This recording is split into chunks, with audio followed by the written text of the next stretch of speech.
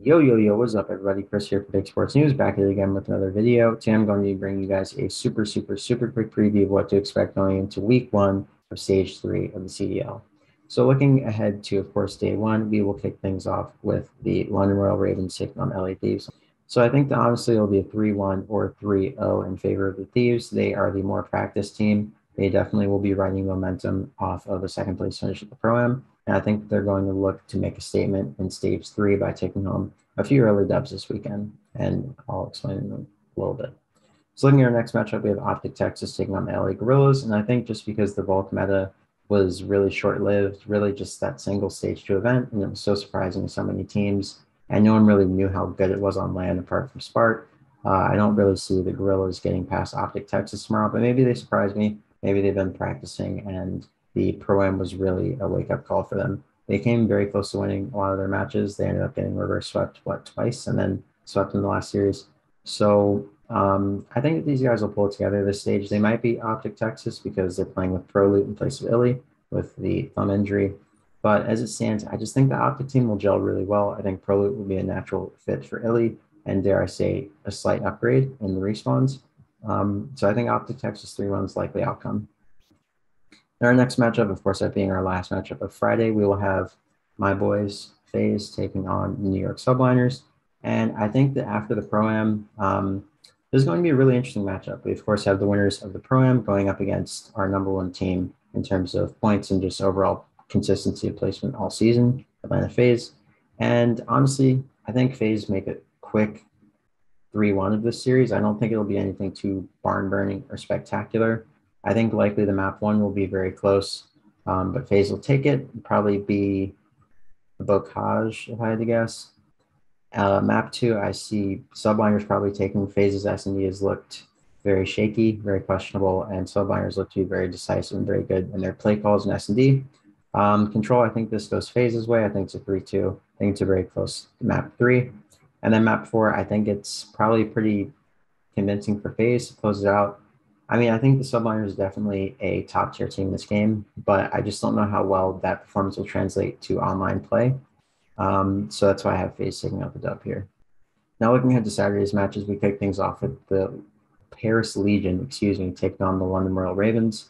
And not too sure what to think. I'm not really sure how London will look this weekend. Their scrim results have not been too encouraging since switching 0 to a sub, but I think that London will likely be well practiced. Finally, they didn't really get much practice with Harry before the last event, so that's kind of a throwaway. But I think Paris is really on the up and up, especially with Gravity and Temp really getting their synergy right at the right time, and Jimbo just playing really well. At the Pro-Am, I think Paris is really starting to peak at the right time in the season. And I think this is going to be a very close matchup, but I think it'll likely be a 3-1 in favor of Paris. I just think that on paper, London should win this based on their consistency of form all season, but they've seemed to fall off. So I'm not too sure what the deal is with the team. And I don't know how Zero looks on the sub. We've only seen him on sub for about 3 or 4 days, and the scrim results have not been encouraging, I would say. Looking at our next matchup, we have the Surge taking on Ultra, and this is a really trappy feeling game to me. I feel like we think it's going to be very straightforward, but it's going to be one of those weird matchups. I feel like Surge match up with Ultra very well because Ultra is very methodical and I would say inconsistently paced at times, and Surge is so consistent. I feel like if Ultra play their really inconsistent mixy game, they probably win the series, but if Surge play their very consistent brick wall with Pred just running through everybody's spawn and behind everybody and getting weird timings. I think that the Surge will win this, but as it stands, I think it's a Toronto Ultra win. In our next matchup, we have Optic taking on Mutineers. I see Mutineers winning this one just because Optic doesn't really have a ton of practice. I think against a team like the Guerillas, they definitely should win. But I think against a team like Mutineers, who are really starting to click and stake their claim as one of the more consistent teams on this real tail end of the season going into stage three and beyond. I just see Mutineers walking away with this one, probably with a 3-1. Also, Mutineers have been Optic and Scump's boogeyman for like literally the entirety of the CDL. So I'll say Mutineers 3-2, just for the vibes, right? Um, In our next matchup, we have the Minnesota Rokkr taking on the LA Guerillas to close things out. And this one I'm really not sure about. In my head, I'm saying Rokkr because Havoc being brought into the mix is kind of a X factor, I would say. They haven't played obviously against the Guerillas with Havoc. I don't think. I don't think they're in groups at the Pro Am. So I feel like this is a Rokkr dub. But on the other hand, they didn't look too great at the major. So I don't know what to expect from either of these teams. Both of them had very lackluster performances at the Pro Am. I'm sorry, not the major, the Pro Am. So I don't know. I'm gonna go for a wild call and say Rokkr probably win it, just because I feel like those guys will definitely get it together and become a really good team at some point. But I just don't. I don't know that Guerillas really have that skill ceiling. I feel like it was just kind of a fluke. I'm gonna say it. I think it was a fluke.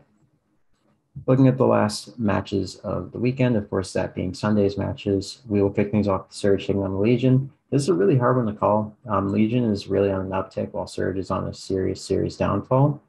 So I don't know. I think Legion likely have a really good weekend. I don't know why I get this feeling, but I feel like Legion will have a really good weekend. I can already see this haunting me if it goes bad, but I feel like they'll have a good weekend. I think they'll go 2-0, and I think they will beat Surge 3-1. So let's just book it 3-1, excuse me, Paris Legion over the Surge. Of course, in our second matchup of Sunday, depending on which Minnesota Rokkr we get, this will be a really interesting series. If the Rokkr can win their first series against the Guerillas, I do think this will be a very competitive series, but I think it will go LA Thieves' way. I think they're really just starting to get it together at the right time. And based on their content and everything, this looks like a pretty vibey team. So I think they win pretty convincingly. And of course, looking at our final matchup of Sunday, we finally get to see the Boston Breach play. Did they play? No, okay. So this is their first match of the weekend.